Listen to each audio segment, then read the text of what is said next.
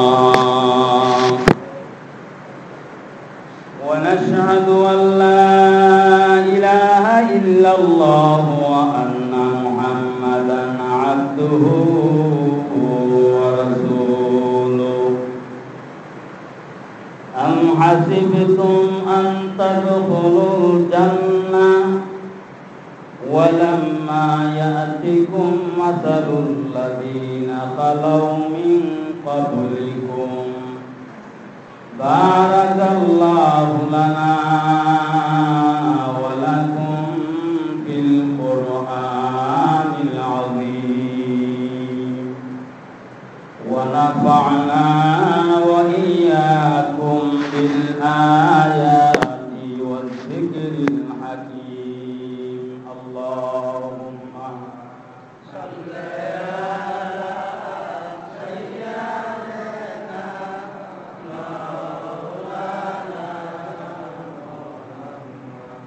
وعلى آل سيدنا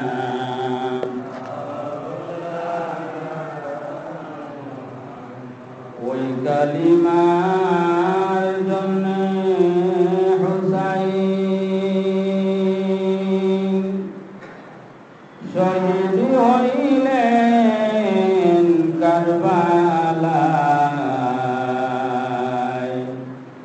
জান চলে যায় মান চলে যায় তবু জবানে ইল্লাল্লাহ আল্লাহুম্মা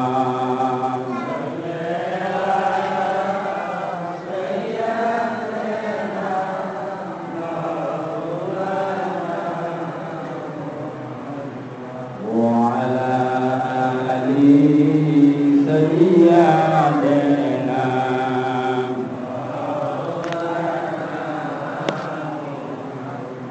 হাসান কান্দেন বিশ্বের জ্বালায় হুসাইন কান্দেন কারবালায়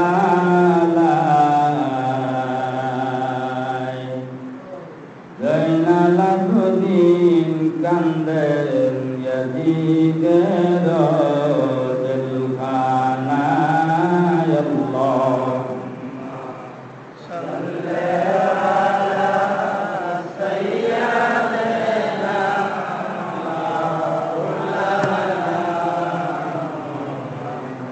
وعلى آل سيدنا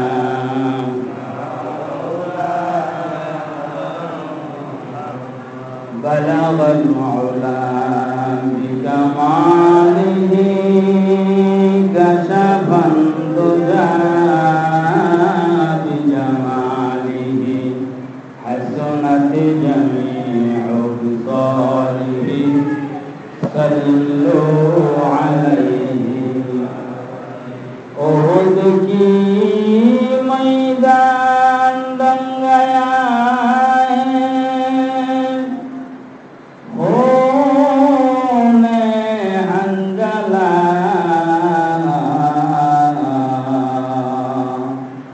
हुसैन की खून से रंग गया है मैदाने करबला बलवल मौला बिकमाल कशफन दुजा बिजमालिही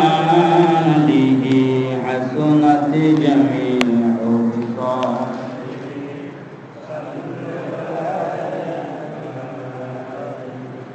मोहतरम हाजरीन আজকে হলো মুহররম তাদের তৃতীয় নম্বর জুমা সামনে আর একটা জুমা আছে এই জুমাতে আমরা অংশগ্রহণ করতে পারছি এই জন্য মহান রব্বুল আলামিনের নিকট শুকরিয়া আদায় করি আলহামদুলিল্লাহ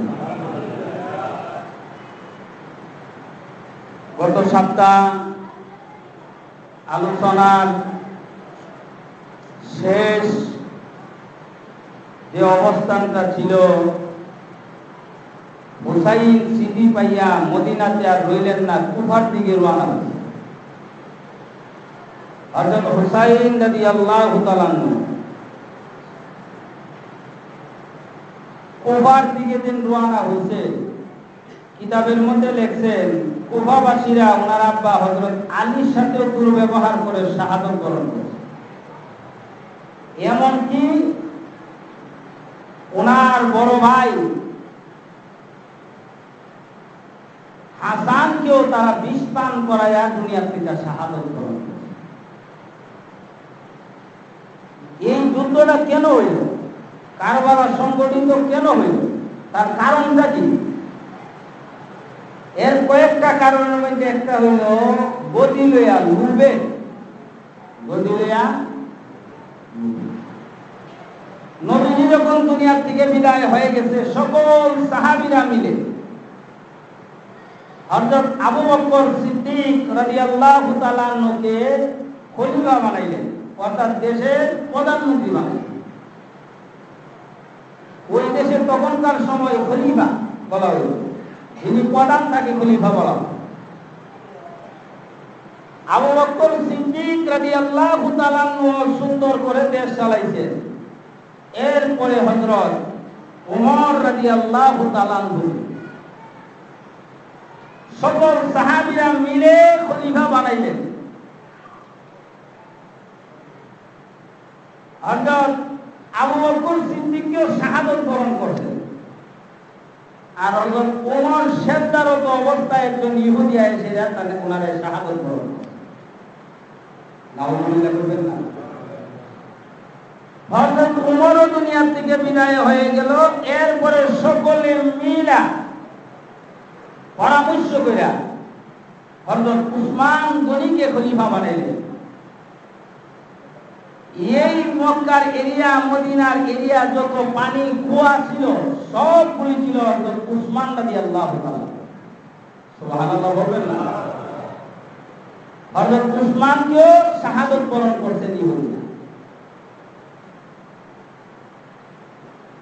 এরপরে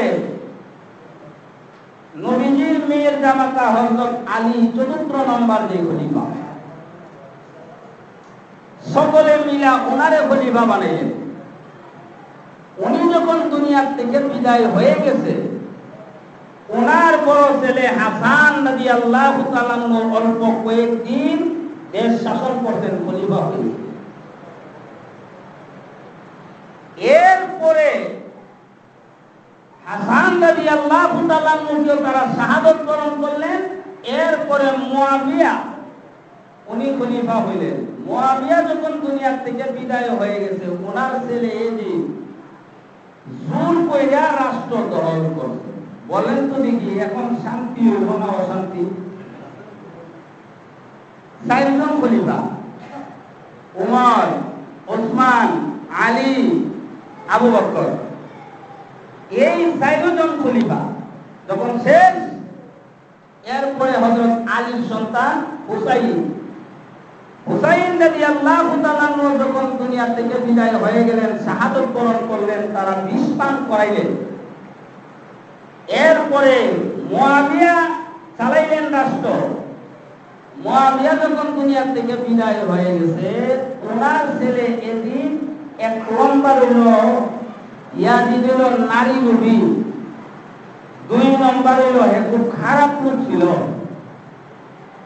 এই পর্যন্ত শুনছেন কারো সন্তানের নাম ইয়াজিদ রাখছে? কেমন বালা মানুষ। এখন ওই দিকে হুসাইন রাদিয়াল্লাহু তাআলা আনহু মদিনাতে সকল সাহাবীরা বলেন, ও নবীজির নাতি, আমরা ইয়াজিদকে খলিফা মানব না, আপনার কাছে আমরা বায়াত গ্রহণ করব। এইদিকে যখন শুনল, ইয়াজিদ যখন শুনল হুসাইন মদিনাতে খলিফা হয়ে গেছে, এখন বারবার পত্র পাড়া, চিঠি পাড়া, বারবার চিঠি পাড়া। কোন কোন কিতাবে তারিকুল খুলাফা নামক কিতাবের মধ্যে লেখছেন 40,000 চিঠি, কেউ লেখছেন 80,000 চিঠি, কেউ লেখছেন 30,000, জমহুর উলামায়ে কেরামত মতামত হইল ১৫০০ সিঁড়ি বানাইছে কুফাতে হুসাইন যাওয়ার জন্য। ইবনে আব্বাস বলেন, এ হুসাইন তুমি যে কুফা যাইবা, সাবধান, কুফার রং ভালো না। তোমার বাপকে শাহাদত বরণ করছে, তোমার ভাইও শাহাদত বরণ। আর হযরত হাসান আর হুসাইনের ইজ্জত সম্মান বেশি না কম? হযরত আলী জান্নাতি, উসমান জান্নাতি, হযরত আবু বকর সিদ্দিক জান্নাতি, হযরত আবু বকর সিদ্দিক জান্নাতি, চারজন খলিফা জান্নাতি। সুবহানাল্লাহ বলেন। আর নবীজি বলেন হাসান আর হুসাইনের মাথা থেকে পা পর্যন্ত এমন জায়গা নাই যেই জায়গাতে আমি নবীর ছোঁয়া না দিছি। হযরত হুসাইন রাদিয়াল্লাহু তাআলা আনহুর চেহারাটা নবীজির আকৃতি আসতো। এই জন্য প্রত্যেক খুতবাতে সব খতিবরাই পড়ে আল হুসাইন আল হাসান ওয়াল হুসাইন সাইয়্যিদা শাবাবি আহলিল জান্নাহ। কিয়ামত পর্যন্ত এই আওয়াজটা শুনবে। হযরত হাসান আর হুসাইন একদিন নবীজির কাছে গেছে। এর আগে নবীজি জুমার নামাজের পরে নবীজির শরীর মুবারকে গামতেছে। নবীজি দুই হাত মুবারক দিয়া এইভাবে গাম লইয়া, এত সাহাবী কোন সাহাবীর শরীরে ছিটা দিলেন না, অন্যদিকেও হলাইলেন না। হযরত ওমর রাদিয়াল্লাহু তাআলা নবীকে এইভাবে ইরাউদা নবীজির গাম মুবারকটা হযরত ওমরের দিকে এইভাবে ছিটা দিয়েছে। এই জন্য লিখছেন মিসকা সে বেহতর পসিনা। নবীজির গাম মুবারক পবিত্র। একজন সাহাবী দাঁড়ায় গেলেন, ইয়া রাসূলুল্লাহ, ইয়া হাবিবাল্লাহ, এমন তো কোনদিন করতে আমরা দেখি নাই, আজকে এমন করলেন কেন? নবীজি ডাক দিয়া বলেন, ও সাহাবীরা, আমিও করি নাই, কেন করেছি জানোনি? আমাকে মহান আল্লাহ এত ইলম দান করেছেন, আর কাউকে মহান আল্লাহ এমন ইলম দান করবেন না। আমার শরীরে আর ইলমের জায়গা হয় না, গামের মতন বের হইতেছে। এই গামটারে মুচ্চাফেরা হাত দিয়া আমার খলিফা হযরত ওমর রাদিয়াল্লাহু তাআলা হযরত ওমর রাদিয়াল্লাহু তাআলা শরীরের দিকে নবীজি পবিত্র হাত মোবারক দিয়া ইদাল দিয়া হলাইছে। অর্থাৎ আমার শরীরে আর ইলমের জায়গা নাই, যে অতিরিক্ত ইলমটা আমি হযরত ওমরকে আমি নবীজি দান করে দিলাম। তাহলে হযরত ওমর রাদিয়াল্লাহু তাআলার দাম বেশি না কম? হযরত আবু বকর সিদ্দিক রাদিয়াল্লাহু তাআলার দাম কম না বেশি? অর্থাৎ চারজন খলিফার দাম বেশি, সাহাবায়ে কেরামের দাম বেশি। সাহাবায়ে কেরাম হইল জান্নাতি।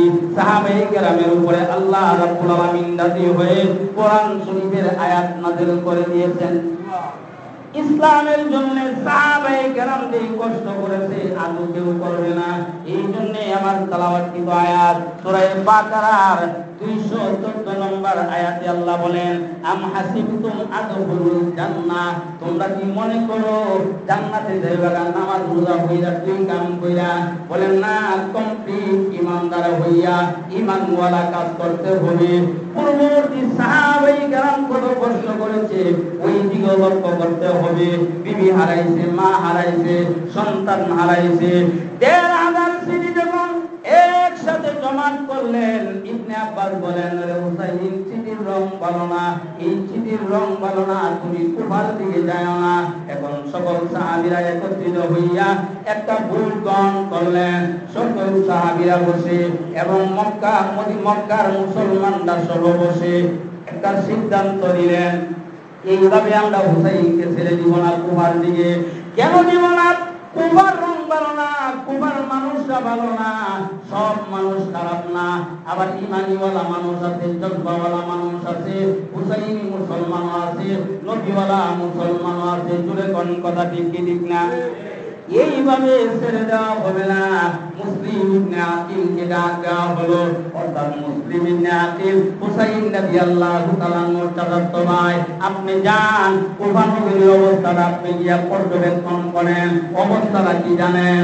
হে মুসলমান, হযরত মুসলিম ইবনে আকিল যখন রওনা দিলেন, তার ছোট ছোট দুইটা ছেলে, একজনের নাম হইল মুহাম্মদ, আরেকজনের নাম হইল কাসিম। মা হারা সন্তান, দুজন বাবার পঞ্জাবির মধ্যে ধরে ফেলেছে।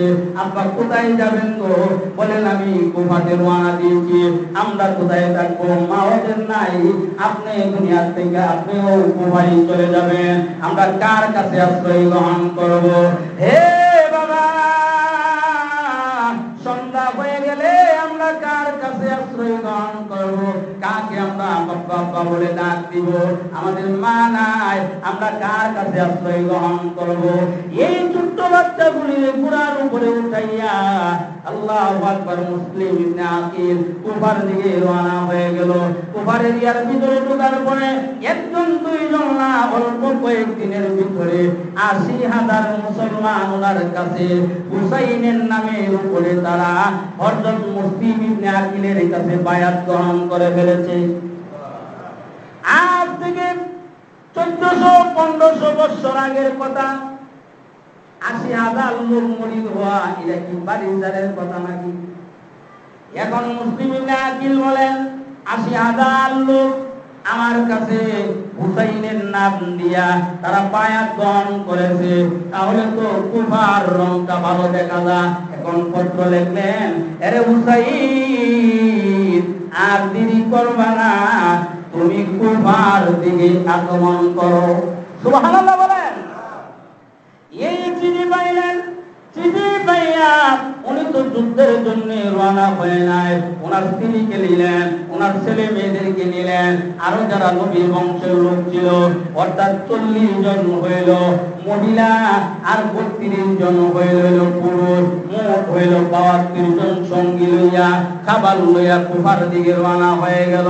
আল্লাহু আকবার। কুফা নগরীর দিকে গিয়া যখন ৯ তারিখ যখন হাজির দিয়েছে তাবুক গাড়ার জন্য, যখন কূপ দেওয়া হয় রক্ত বের হয়, গাছের ডালের মধ্যে আঘাত করে রক্ত বের হয়ে যায়।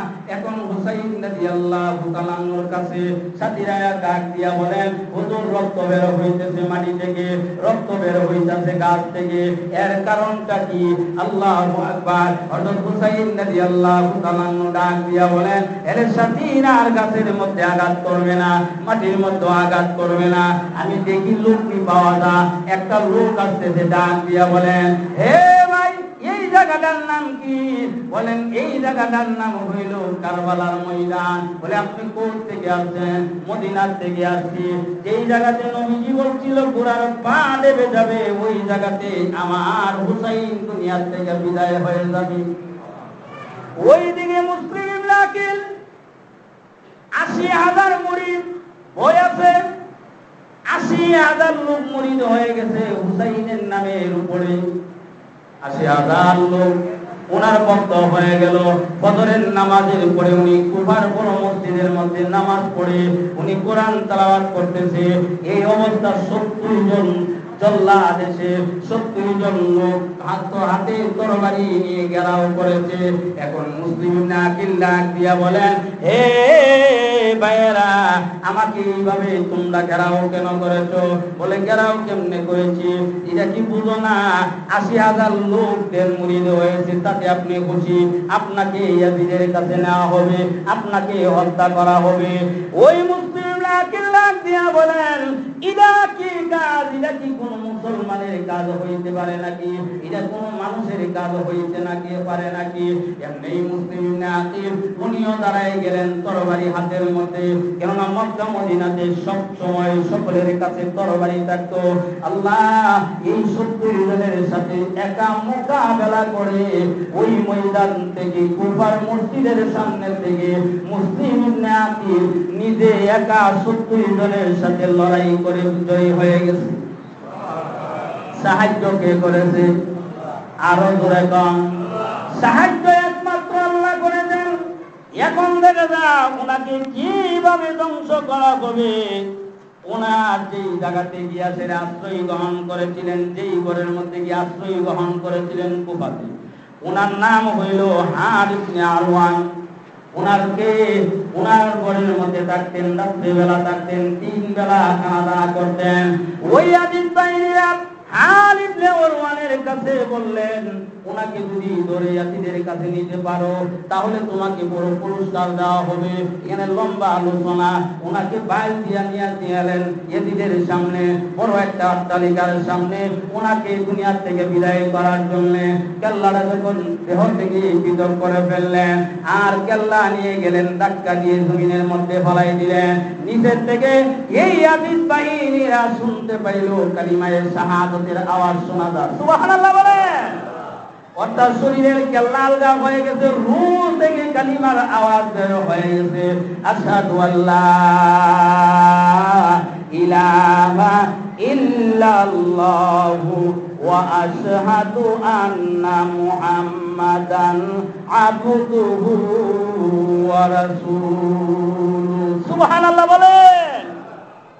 ওনার কেল্লাটা কুবার মসজিদের সামনে লটকায় রাখলেন।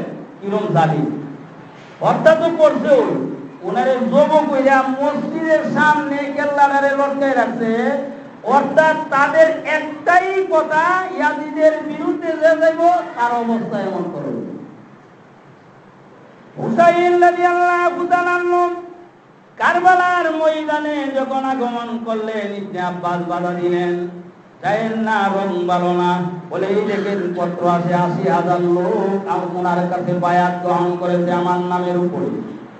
তাঁবুর ভিতরে ঢোকার পরে এখন দেখা যায় হুসাইন রাদিয়াল্লাহু তাআলা লক্ষ্য করে দেখেন মাটি কূপ দিলে রক্ত বের হয়, গাছের মধ্যে কূপ দিলে রক্ত বের হয়।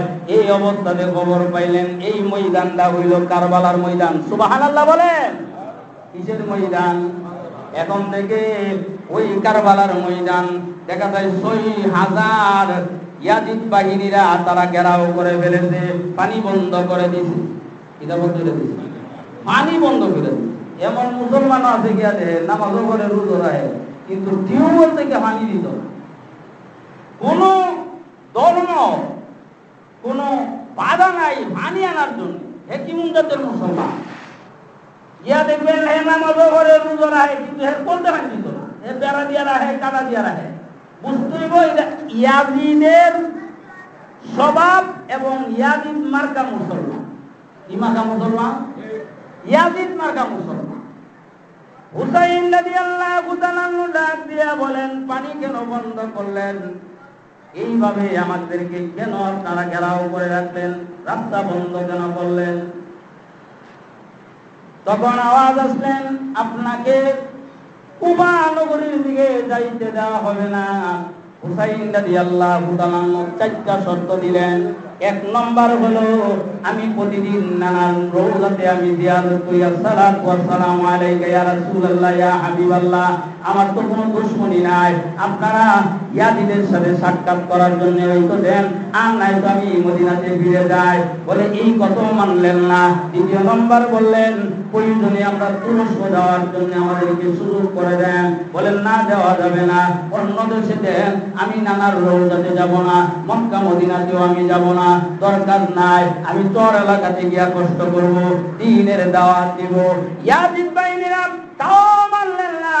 বলেন ৪টা শর্ত মানলেন না, একটাই কথা, ইয়াজিদের কথা, ইয়াজিদের কাছে যদি বায়াত গ্রহণ করো তোমাকে বড় পুরস্কার বানায় দেওয়া হবে, গভর্নর বানায় দেওয়া হবে।